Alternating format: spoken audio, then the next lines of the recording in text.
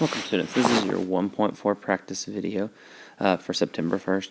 Remember today in class we solved literal equations, and so those were equations that just had multiple letters in there, had more than one letter in it, had numbers. We were doing all the same steps that we've been doing the entire time. We just had more letters than we were used to.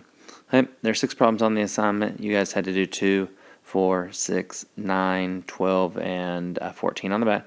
And I'm going to do 3 of them here with you on this video. Remember, you're responsible for all of them.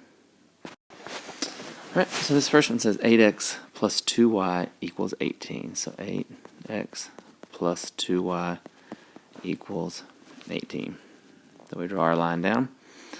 We've been told in the directions to solve for y, so I'm going to box the 2y. And we're trying to get the 2y by itself, so we're going to get rid of anything that's outside of the box there. So we're going to minus 8x from both sides. Then over here, we do not put it underneath the 18 because these are not like terms. Okay? If they were like terms, we would line them up, but they're not. That crosses out. We bring down our positive 2y.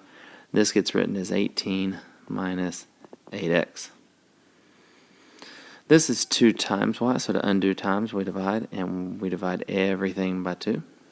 So the 2's cancel. Y equals 18 divided by 2 is 9, minus 8 divided by 2 is 4. Don't forget your x. So there's your answer. We learned today that literal equations end up being just another equation or another formula at the end of the problem. So this is the correct solving of it. All right, let's take a look at the next one. All right, so we're supposed to be doing a volume of a cylinder. I told you guys in class to change this R to an H. We're going to solve for H. So V equals pi R squared H.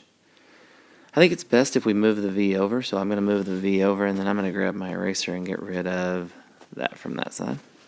Draw my line down. We're asking you to solve for H, so we're going to box H and all of his buddies. This one's pretty easy. There's nothing to move away from that. So we're ready to start getting rid of this stuff over here. So we're going to divide it out. So I divide the pi to get rid of that. And I'm going to divide an r squared to get rid of that. And whatever I do over there, I have to do here too. So I'm left with h on the left. And on the right, none of this can be divided. So I just leave it as v over pi r squared. And I'm done. So it looks like it's going to be super complicated, but at the end of the day, it's just one division step, and that's it. Okay?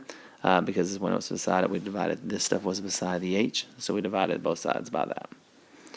All right, let's take a look at the last one on number 14. It says the total cost C in dollars to participate in a triathlon is given by the literal equation cost equals 90 times x plus 35, where x is the number of triathlons in which you wish to participate. Solve the equation for x. I still think it's best to move that c to the other side. So when I write it, it would look like this. 90x plus 35 equals c. We've been asked to solve for x, so we box 90x. We draw our line down. We get rid of stuff that's not in the box, so minus 35. It's not a like term, so we offset it. Minus 35. That cancels out. We bring down our 90x equals c minus 35. Okay. And the next thing we're going to do is we're going to divide everything by 90, by 90, and by 90. Okay. The 90x's cancel there. And we get x equals c over 90, so the cost divided by 90, minus, if we do 35 divided by 90 in our calculator and hit math 1 enter, I don't have a calculator with me here, so I'm going to try to do it just on paper. 5 goes in here 7 times, and then 5 goes into 90 18 times, so 7 18ths, so minus 7 18ths. Alright, so this is the correct solved version of that. Back up here at this step, it might have looked better to do this down here. So let's take a look at what that looks like. 90x equals c minus 35 Dividing both sides, just the whole thing, by 90, and getting x equals c minus 35 divided by 90. This might have actually been better to try that, kind of like we did the Fahrenheit problem today in class. Now, if I go up here to try b, then I'm going to plug that in for c, and so instead of c minus 35, I'm going to do 305 minus 35 divided by 90. So I type that in my calculator. 305 minus 35 is 270 divided by 90 is 3. So I can do 3 triathlons if I have $665. 3 triathlons for $305. If I have $665, that's 665 minus 35 divided by 90. So 665 minus 35 is 630 divided by 90 is 7 triathlons if you have $665. Let's say you have $1,000, and that's the cost that we have. And we need to know how many triathlons can we do. $1,000 minus 35 divided by $90 equals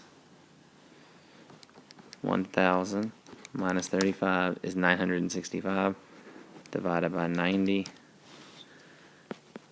10.72 repeating. So it wants to know the maximum number of triathlons. So you have to think, is a decimal a reasonable number for a triathlon? And the answer is no, you can't do 0.7 of a triathlon. So we have to decide, do we go to 10 or do we go to 11? Right? If we were rounding, we would go to 11, but we're not rounding in this case, because if you go to 11, that's going to be more than $1,000. Okay? And we would know that by plugging 11 in to our formula right here. 90 times 11 plus 35. 90 would cost $1,025. Okay, so that's not an option. So you actually have to round down to 10 triathlons, because 90 times 10 plus 35 is $935, and you do have enough money for that. So the answer to this last question is 10 triathlons.